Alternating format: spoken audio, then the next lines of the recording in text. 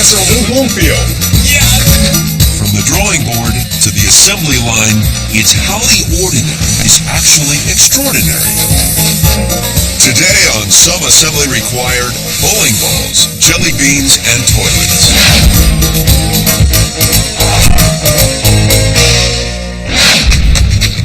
If you think the bowling ball is just a glorified marble, then think again. From the core to the finger holes, everything about this ball is engineered to improve your odds of bowling a strike every time. How is a bowling ball designed to help you have the game of your life? We're at Ebonite, a world leader in bowling balls, to find out. I'm here with Jennifer and Larissa. We're at the very, very head of this assembly for bowling balls at Ebonite in Hopkinsville, Kentucky, folks. And this is essentially where we find the nucleus of the ball, where that gets formed. And all these sort of mixtures of resins, these plastics, are all brought together to this tube. Now I'm just going to fill this mold here with the resin that becomes the core. And eventually they're going to get baked and hardened.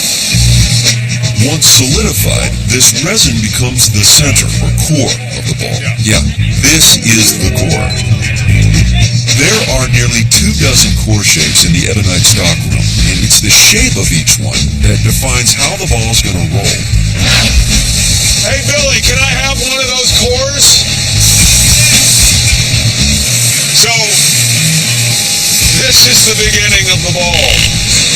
Let me ask the obvious question. Why is it not perfectly round?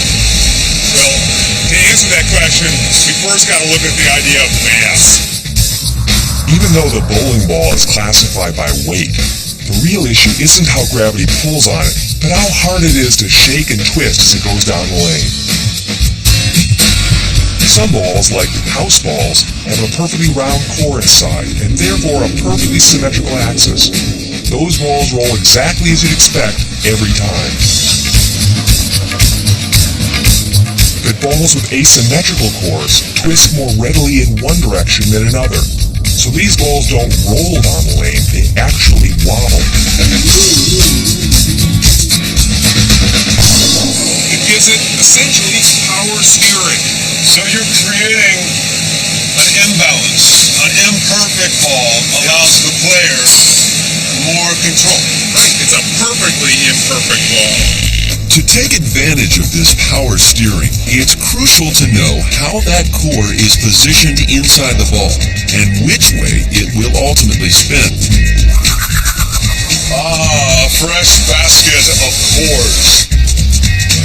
A core twists along 3 axes, X, Y, and Z. The X and Y axes dictate the all-important wobble, so they're measured and marked. We're ready to move on. Hey, where do they put the finger holes in this? Then the axes are drilled. Right in there, yep. I'm just gonna suction some of this resin as it's coming off here. 2 holes, a big one and a small one. And voila, we have the hole. Very important. Now eventually, this little doodad will be positioned inside this hole. This pin will stay in place throughout the entire process, layer after layer, from core to veneer, pointing to this hole. But what exactly is it pointing out? All right, gentlemen. Lou and I are with Ron Hickman, who's the chief engineer here at Ebonite. I've drilled this hole, and I actually know that it's going to tell the pro shop of actually where this core is inside the ball. But why drill it here? Why not drill it over here or over here? Things you drill are identifying the principal axes of this core. This is the hardest axis about which to twist the core. This is the easiest one, the big hole. The pro shop needs to know where these 2 points are located so that they can best orient your finger holes for control over that wobble. Really what's going on here is the orientation of these holes is going to allow you ball motion or type of hook. The more hook you have, the more entry angle you can achieve. The more entry angle you can achieve, the likelier you are to get a strike. So essentially it's an X on the map the guy who drills the finger holes, telling him or her how to get the most out of your ball. Exactly. So what happens next? So now that we've crafted our core, it's time to turn this odd-looking shape into a ball. And for that, we mark our holes, center the core into a second spherical mold, and fill it in to form the outer core. This is my favorite part in Ebonite. Paper clips. Hold that together. Sounds easy, right? Not quite. Every ball has to be 27 inches in circumference, but it can weigh anywhere between 6 and 16 pounds. So, how do you make same-size balls with such varying weights? Well, it all comes down to tiny bubbles. So Ebonite's task next is to create a spherical object without undoing all the engineering of that core. Well, to do that, they wrap the inner core, the core we've been dealing with, in an outer core that is a much lower density. Ebonite uses filler made of tiny glass microbubbles. They're like mini Christmas ornaments, as light as styrofoam, but extremely durable and tough. To get the balls to the right weight, they mix these glass bubbles with another, denser filler. Varying the proportion of these two fillers changes the ball's weight without changing its size. To get the most out of the ball's power steering, it's critical not only where you place the core, but how it's centered. We can't have that sticking out. How's that? Okay? Too short. Too short? Too short. I thought it's too short. He's trying to center the mass, but he's also trying to orient it exactly right. Well, ultimately what happens when you have the proper orientation, you're going to create what's called a top weight. The top weight is used by the pro shop to know exactly how deep to drill the finger hole so that when it's all said and done, you can get the ball balanced the way you want it to be. As the resin dries inside the mold, our creations are actually starting to look like bowling balls. Well, I'm here with Brian Hickey, who's the Director of Operations here at Ebonite. And what we have here is our mold. We poured our resin filler in here. Now, Brian, how do I get this thing apart? Crack it like an egg. Crack it like an egg, really? The introduction of the asymmetrical core in the 90s gave bowling a big popularity boost. It was easier to bowl a strike, so more and more people came out to play. Now some 70 million Americans hit the lanes every year. So to keep up with the growing sport, Ebonite makes up to 5,000 balls a day. It's a lot of balls. Once again, Discovery slowing up production in American industry. At the Ebonite factory in Kentucky, our bowling balls have the power steering core. Now we need some traction, so we put the ball into a third mold and pour in some plastic. This is no ordinary plastic coating. It's chemically constructed to give the ball a firm grip on the lane, allowing the bowler even more control. Hey, Alicia, give the professor a drink. Look at that. Looks like red wine here, right? It looks like blood. When she served it up to me, it was consistent of polyol molecules and isocyanate molecules. And they are now reacting with one another like crazy in there. As the molecules grow, it becomes more and more viscous until finally it's so viscous that if I begin pouring it, it should harden right before our eyes. Cool. Can I touch that? You can touch it. It's already gelled. The other cool thing, which you can't see, is the third material in here, the plasticizer. At this temperature, the plasticizer starts evaporating, leaving microscopic holes in the ball's surface. These holes will soak up some of the oil that coats the lane and create traction.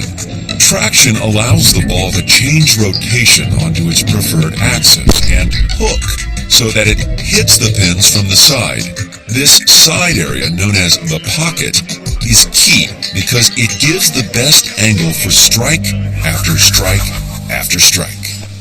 It only takes 2 minutes for the polyurethane coating to harden on the ball's surface, but it's still got a lot more baking to do. The plastic, that urethane outer shell, is still forming. The chemicals are still reacting. This ball continues to get harder and harder.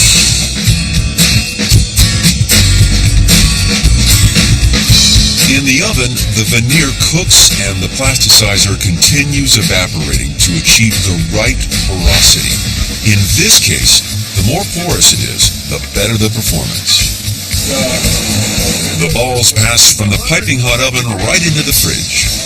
That feels real nice. This cools the plastic down so we can finish making our balls.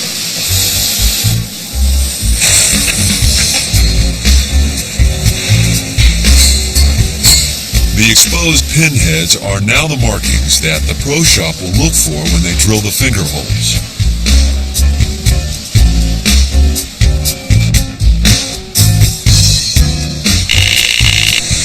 The only way to prove that this ball has the high performance we claim, the power steering, is to test it. If the ball is made correctly, the spin will eventually rotate the ball onto its preferred axis, marked still by the pinhead, and this etched sign. Ready? Get set. Go. Look what's over here now. It loves that axis. That's the power steering. This ball prefers its rotation to spin about that pin. We got power steering, we got traction, now we need some speed. That's where polishing comes in. This process gives the ball its tread, helping it slice through the lane's oily finish and speed toward the pins. The result, incredible striking power.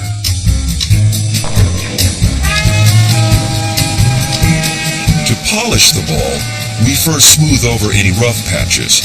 This grinder shaves 1/10 of an inch off the circumference in just 30 seconds. The balls are weighed one last time and then showered in polish. The oil conditions of the lane will then determine the amount of polish you want. If the ball's too glossy, it will hydroplane on a heavily oiled lane. This ball may look finished, but there's one more step. We'll get your hole size, and then we'll go right back there and start drilling holes. So don't make bowling harder than it is. I like the way you think, Roger. All the calculating and engineering, the physics and chemistry, it all comes down to this final stop on the assembly line, the pro shop, where they can literally make or break a bowler's game. Huh? Reach around my arm right there and let's see how you do it. You ready? Yeah, I'm ready. Now, you want me to grab your wrist? The pro shop measures our fingers and the span of our grip, then uses the two axes still clearly marked to map out the holes. I'm ready. Y'all ready, huh? Let's go, Raj. Then he drills. Now, if they're off on their measurements, even the highest performing ball thrown by the most expert bowler will miss its mark.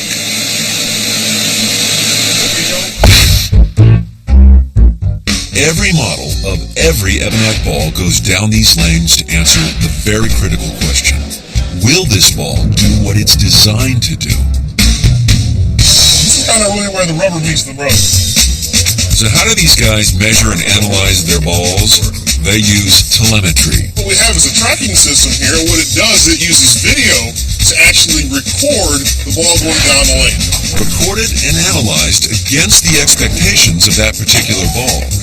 As the ball goes down the lane, collects the information as to where the ball is on the lane, and then what you can actually see is the ball path that the ball took. It allows us to see exactly how the core relates to the coverage, relates to the ball, relates to the lane condition as the ball is actually using it. Oh, cool. My custom-made bowling ball has the right telemetry. Where's the foam hole? But will it help get my game out of the gutter? Because it's bad. When I'm down here, I still got the ball. So when I get ready to come through here, thumb comes out, follow through with the fingers.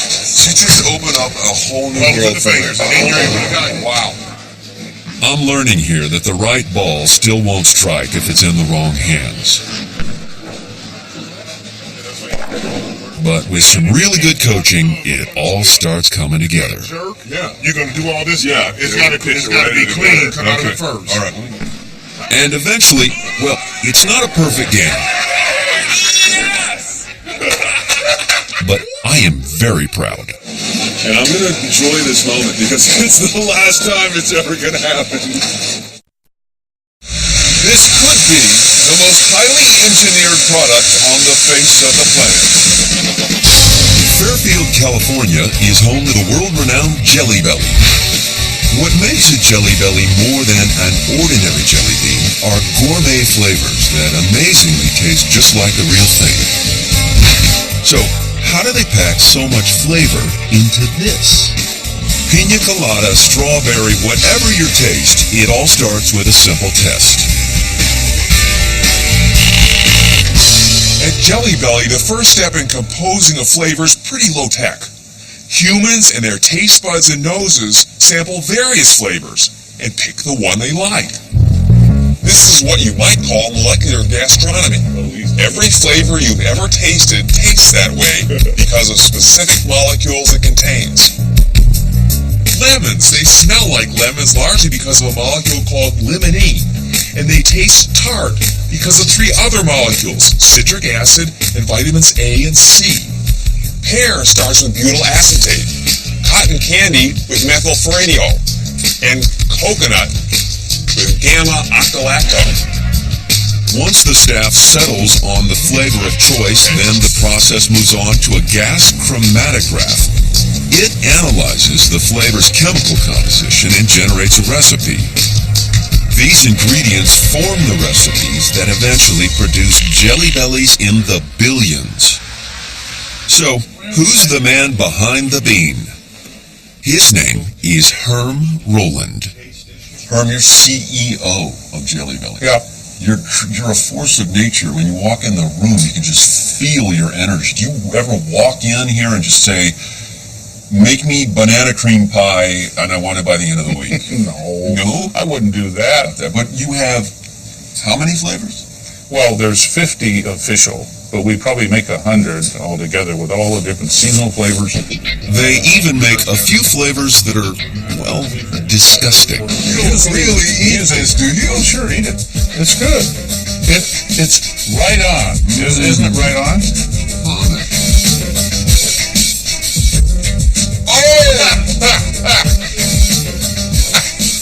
It's okay to spit. Yeah, vomit. A flavor based on the Harry Potter craze is, believe it or not, a top seller. Now, if that's not gross enough for you, how about earwax? Normally, you'll go to a flavor company and say, give me earwax. Well, earwax, what's that taste like? Well, everybody's earwax tastes different, right? So I let my ears go for a couple of weeks. And then I dug them out and mixed it up and tasted it. From this lab, and yeah, even the boss's ears, comes Jelly Belly flavors turned confections. At the heart of every Jelly Belly is 4 ingredients: water, corn syrup, cornstarch, and sugar. This is where it starts. This is in our kitchen. The kitchen? Yes, it is. It comes from this sort of big heated cauldron of corn syrup, sugar, starch, water. It's a slurry. A slurry, of course. And then you pump it through these pipes and down in here. That's right. Oh, here it comes. Check this out. It's starting to fill up with, kind of looks like turkey gravy. This is the first ingredient I add to the slurry. It's a highly concentrated flavor we generated back in the lab. This amount of flavor and this amount of color will color and flavor over 400 pounds of bean centers. This is enough for 400 pounds of Jelly Belly beans? That's correct. Just that much? Just that much. This is kind of like a nuclear bomb of cherry, isn't it? It's getting there. And then this is enough color for the same 400 pounds of beans? That's correct. All right, so in we go. Right into the vortex. Wow, that thing goes red pretty fast.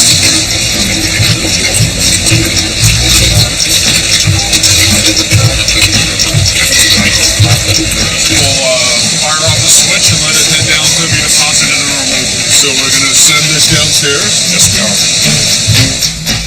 All these kitchen cauldrons need to be synchronized, so as our slurry level drops, a sensor alerts a central computer. Then part of our mix goes to storage for cooling, and that's going to be used later in the process.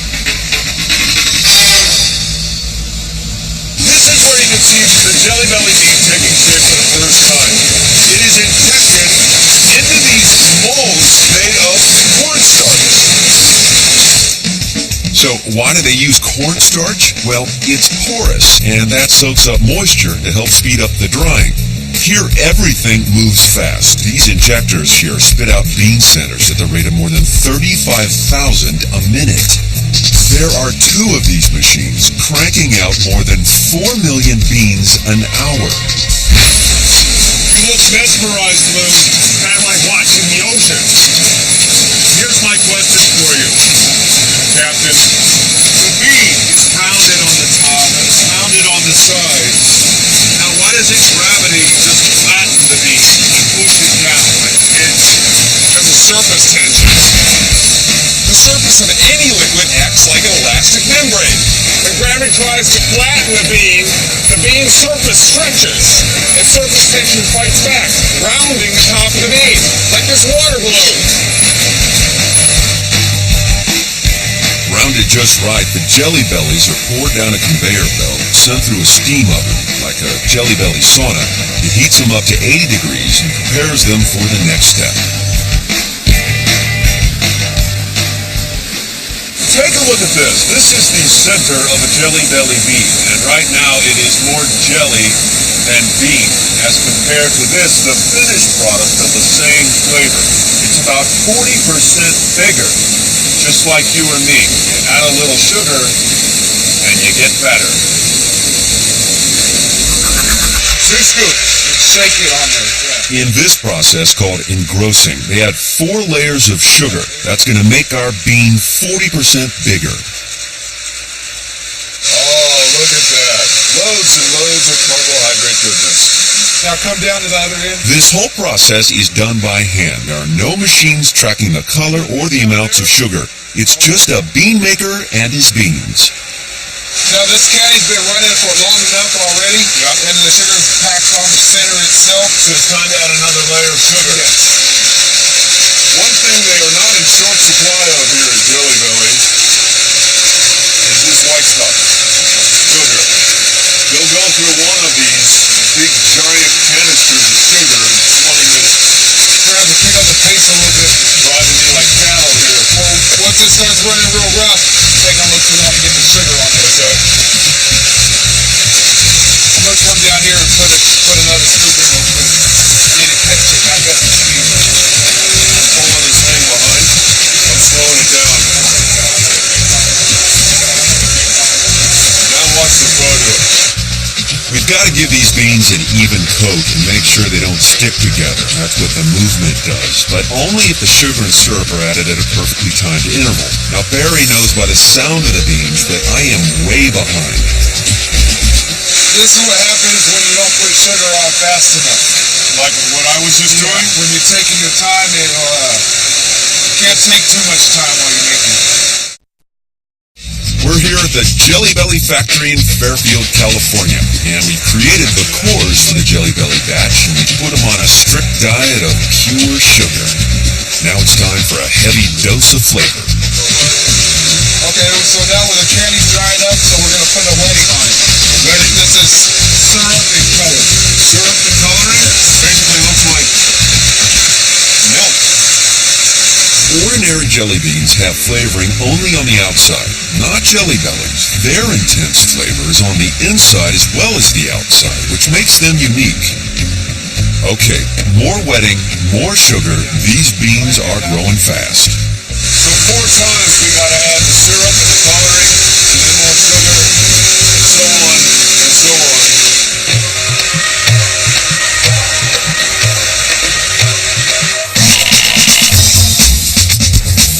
By adding all of that flavor, we are creating a veritable powder keg of taste.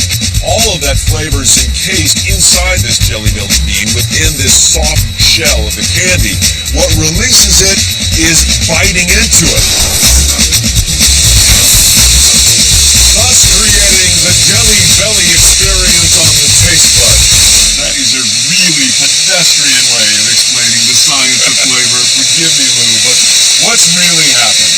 Most of what you think of as flavor is actually smell, not taste. I can show you this. Pinch your nose off and taste this bean I've got in my hand.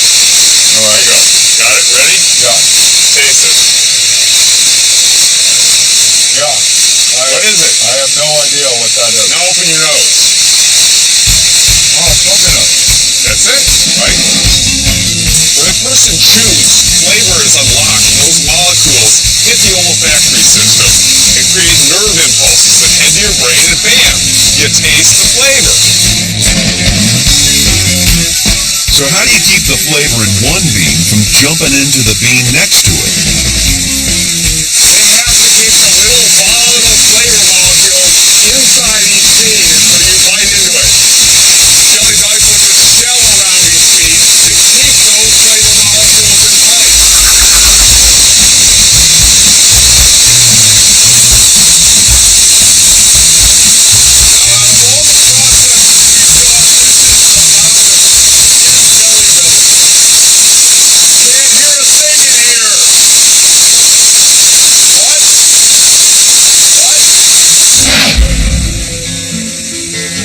Yeah, a little noisy in here.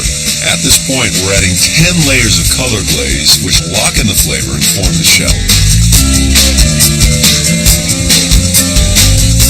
This glaze is a sugary syrup that's loaded up with color and flavor and gives our bean a nice shot.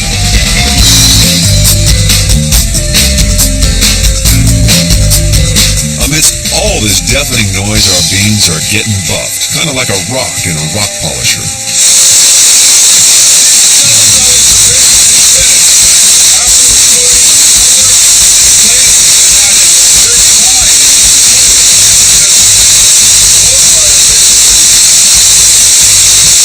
The flavor's locked inside and we're ready to eat these beans. But first, we've got to inspect them. For the final stage of our jelly bellies, we filter them twice.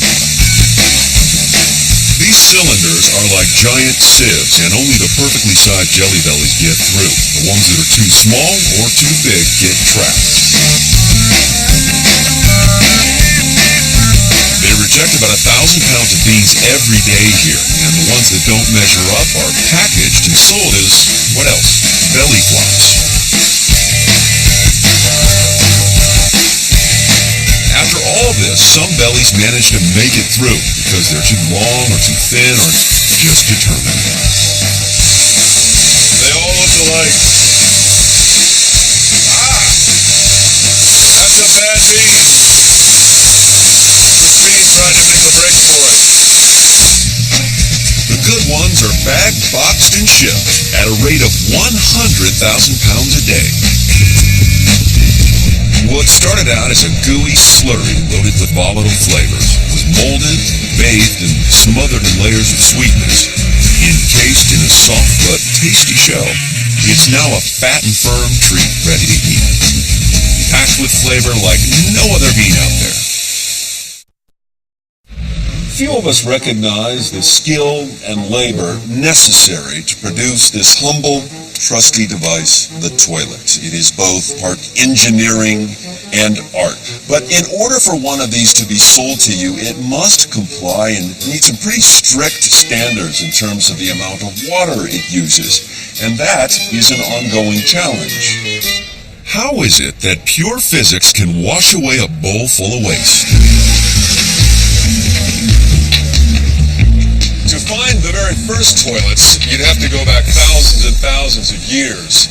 In fact, archaeologists uncovered sitting-type toilets in Egypt dating back to 2100 BC.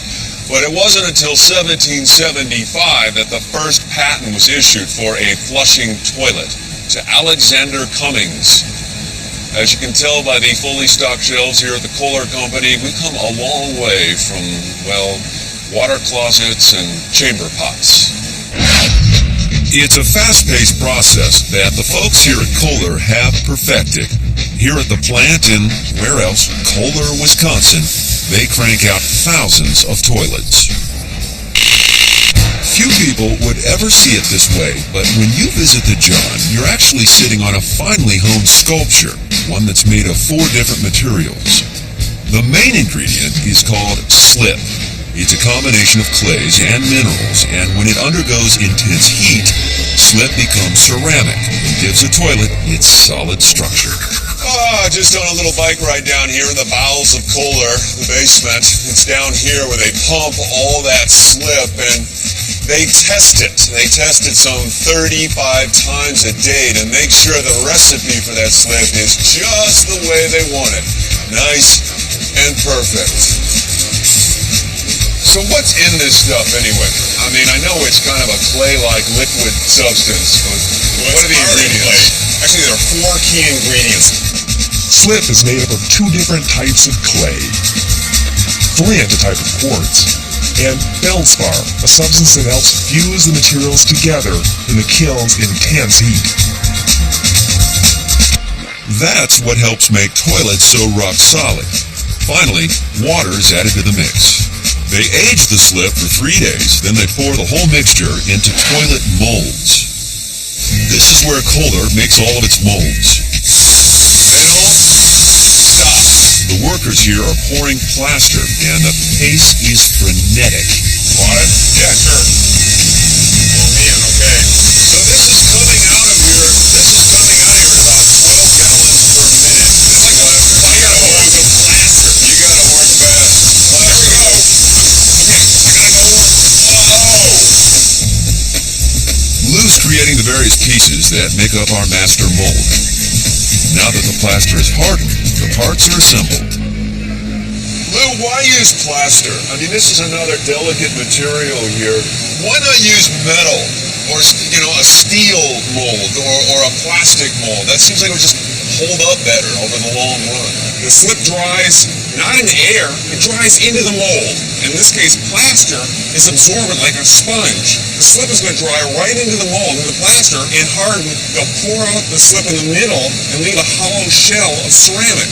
You need an absorbent mold to make toilets. So this is all about a game of drawing moisture out of the slip. Our mold's ready to go, and there's only one thing left to do. Time to make the toilet. Steve, I got the mold here. Let's pour a potty. The slip, our stew of liquefied clay with minerals added, is pumped through pipes and into the molding area, and this is where the real technique comes in. So you know this is full, obviously, when this funnel starts to back up. You know you've done it? Right, it is. That's very... It's got... Oh, watch it. Okay. I've only been here 5 minutes, and I'm screwing up your toilets. This is Steve Rich. He punches in at 5:30 a.m. and never stops moving.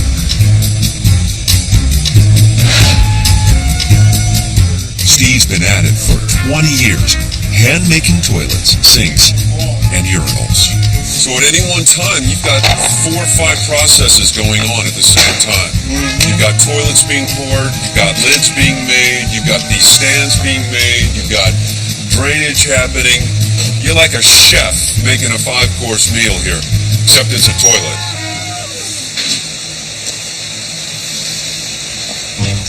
Today we're making a jet-assisted toilet. That's Kohler's answer to creating more efficient toilets. In 1994, Congress passed a law that requires toilets to use less water, no more than 1.6 gallons. The way this toilet does it is by feeding most of the water from the tank through a jet where it comes on a very high flow rate, picks up the waste, and blows it through this curvy tube known as the siphon. Now, as the water goes up and over the siphon and down the far end, the weight of that falling water and waste creates a partial vacuum at the top of the siphon that sucks everything else out of the bowl. But when the job is done here, the bowl is empty and everything is in your plumbing. So that's where that hole is being made, right here. That's the jet hole. That's the jet hole. That's the most important jet, I think. The one that really just gives you the most bang for your buck, you know? The one that really shoots the water right down. Yep, that pushes her out. Pushes her out. And we all know what the her is. Tell me about the temperature. You keep it, what, 85 in here at all times? The ideal temperature is 80. You're sweating all day long. Oh, it's hot. If it would be cold in here, if that mold was cold, it wouldn't work. No, it wouldn't work. Oh, it wouldn't work at all? It wouldn't work. The high temperature and low humidity speed the drying process. But there's a lot of work to be done before the clay shell gets too dry. When it dries out, it can crack. That's why Steve and Brian are working so fast. If the clay shell dries out and cracks while it's still inside the mold, it's a disaster. Are these cracking because I'm here slowing the process down? Yes, that was an affirmative. Yep. Great. I didn't know there was so much guilt involved in making toilets. Already starting to shrink away from the bowl here. So really we're racing against the clock here. You want me to clean these off or do anything? Grab them yellow sponges. Yep. And then you can sit, the other ones. A damp sponge can close up any hairline cracks that show up. The toilets are dry. The toilets are drying, and that's a problem, because when you have toilets drying, you have shrinkage. When you have shrinkage, you have cracking. And I'll tell you what's really slowing the process down is having a TV crew here. It's your fault. It's your fault. Steve's gonna kill me. Steve? God, he's left me alone with the toilet. This is scary. They start early around here at the Kohler plant in Wisconsin. 7 days a week, 365 days a year, they crank out toilets. So far, we've mixed up our batch of slip, which is essentially liquid clay, and we've poured that right into our mold. Now, after just 90 minutes, the slip is hard enough to begin removing the plaster mold. It's time to finally get a look at our handiwork. I'm going to lift it up, and then you're going to take it. Just a little bit, and then I'll take it. All right. Okay? Hand it over. Hand it to me. Got it. Oh, look at that. That is a toilet. I'm going to lift up, and then... You're handing it over. That way, the weight, when you're handing it, you're handing the weight across, it keeps it off of me. So then I got the weight more close to me. You and I we could do Dancing with the Stars, or Dancing with the Non-Stars, or the Toilet Stars, or something like that. Sure. Ready? Yep. Lift. Yep. And You're handing it over. Oh, it's just like a tango. Now you feel that synchronicity.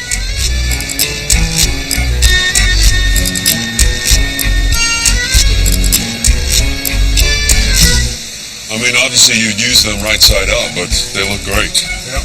You can never stop being too careful, right?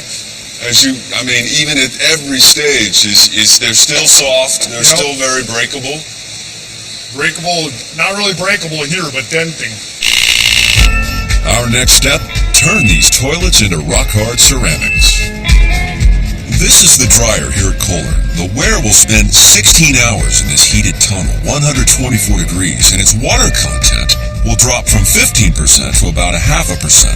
If Kohler didn't lower the moisture content, the water would flash to steam. The toilet would explode like popcorn in the microwave oven. Just like 9th grade pottery class, it's time to put a glaze on our creation. So we move down the line to the glazing station. Now here, each piece is sprayed with a thin coat of glaze that's made up of glass-forming minerals and water. This is the last step before it goes into the kiln. Though the clay feels dry to the touch, it's still loaded with moisture, and it's pretty delicate. I just broke a piece. These are very fragile.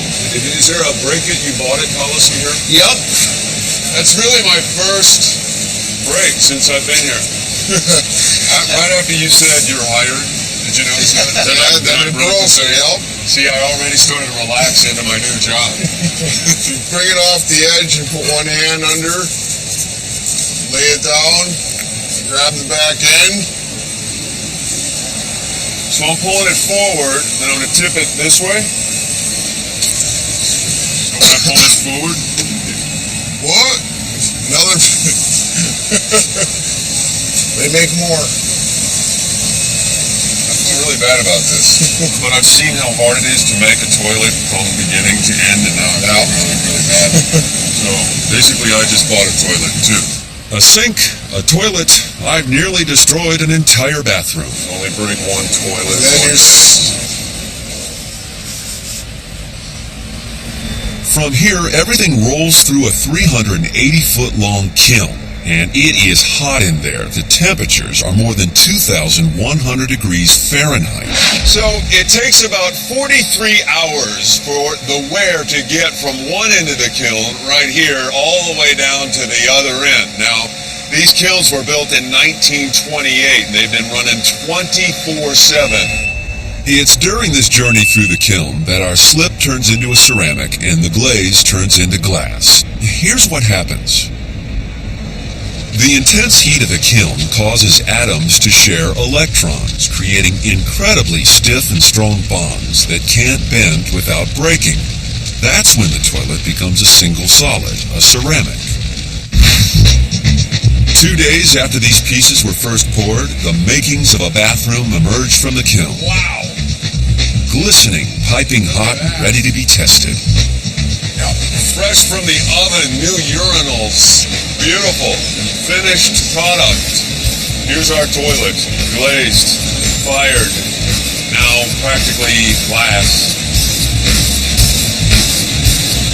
And hopefully not as breakable as the last one I touched.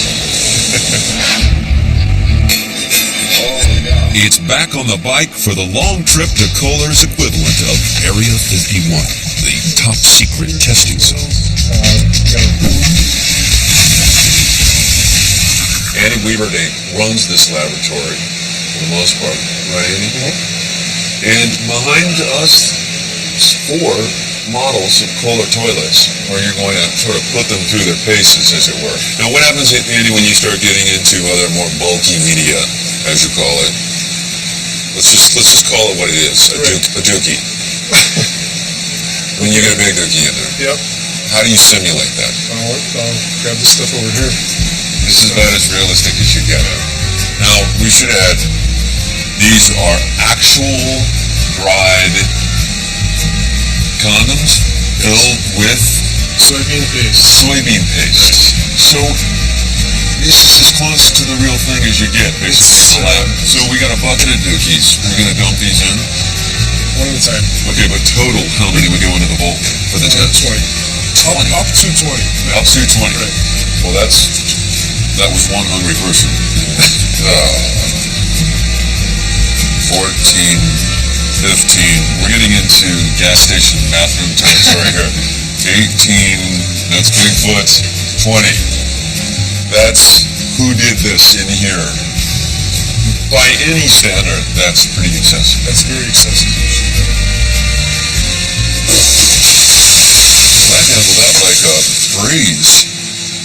I couldn't resist the urge to really challenge my toilet just one more time. So let's just say a 4-year-old playing where they shouldn't be takes this guy. What's the word? Water weenies? Water weenies. That's what I was looking for. This is a real test. I mean, there is in there a goldfish and 4 water weenies. Should we take bets from the crew? Mark says yes. Steve? George? No? No? Faith? No chance. No chance? I'm going to say yes.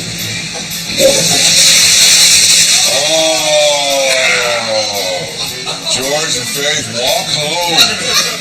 Thank you for playing today on What's That Flush? That was impressive. Pretty cool, yeah. That was impressive. Probably could have done more. You know, already I bet Hollywood is scrambling to just make what I just did a game show. Like that? Yep. Push her right in. And any toilet that can handle a load like that is clearly ready for prime time. Hey, bye. There it goes. Kind of sad to see them leave.